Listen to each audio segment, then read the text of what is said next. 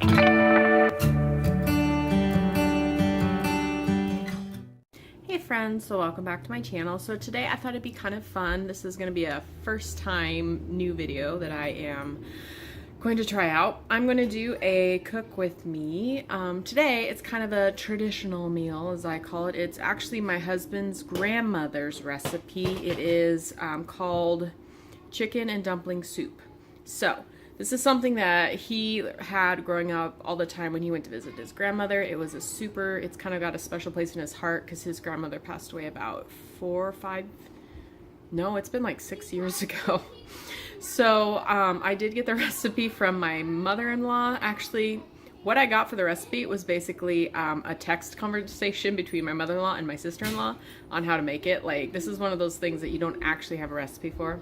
Don't mind my kids in the background. They're trying to be good and stay out of the kitchen, so I can do this.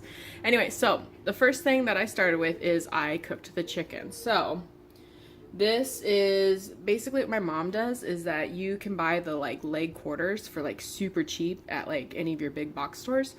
And so it's 2 of those, which is probably 1.5 to 2 pounds after you get all the meat off the bone. And how I was taught to like make chicken, and this also makes broth too, is you boil the chicken in water for about 30 to 40 minutes, and it will cook the chicken thoroughly, and it will basically all the water that it was in becomes your soup base.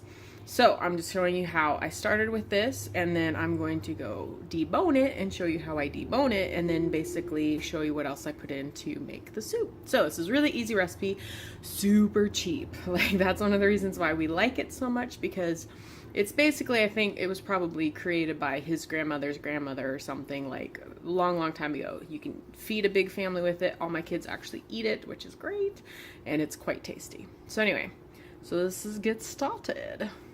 So I sped this up a little bit so that you guys can kind of see it a little bit quicker, because it does take forever. So the first thing I do is I pull out the chicken and I just start pulling it off the bone. So this has cooled significantly. I normally boil it in like the morning, or not really in the morning, probably like mid-afternoon, and then I let it sit for a little bit so that it cools down.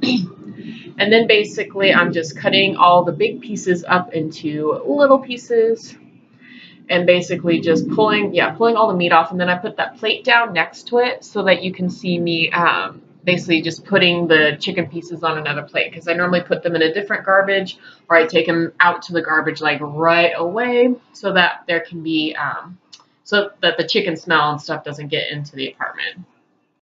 Right, now moving on to the vegetables. So this is basically what I have. It can kind of be whatever you make it. She also told me she added cabbage, like shredded cabbage, but I didn't have any, so I just omitted that this time.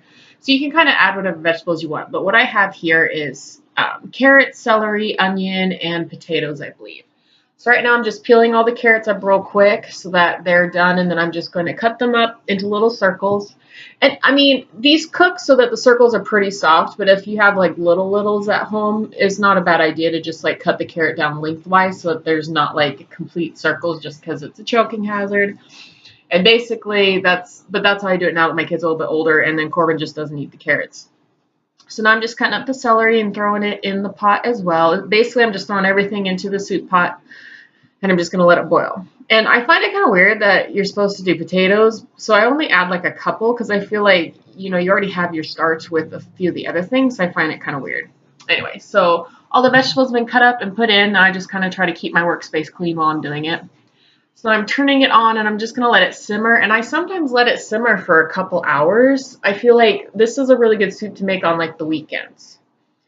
So next step is the dumplings. After it's cooked for a little while, you put in the dumplings later. So now I've cracked 2 eggs, put some salt and pepper, and then basically beat the eggs up, and now I'm basically putting in flour. And basically you want to kind of get a stiff dough, is what I was told.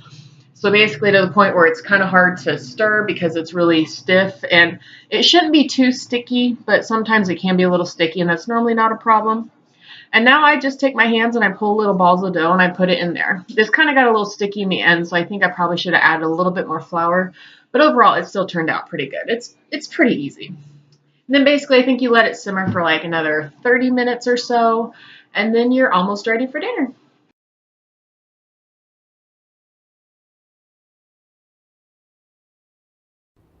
And now dinner is ready.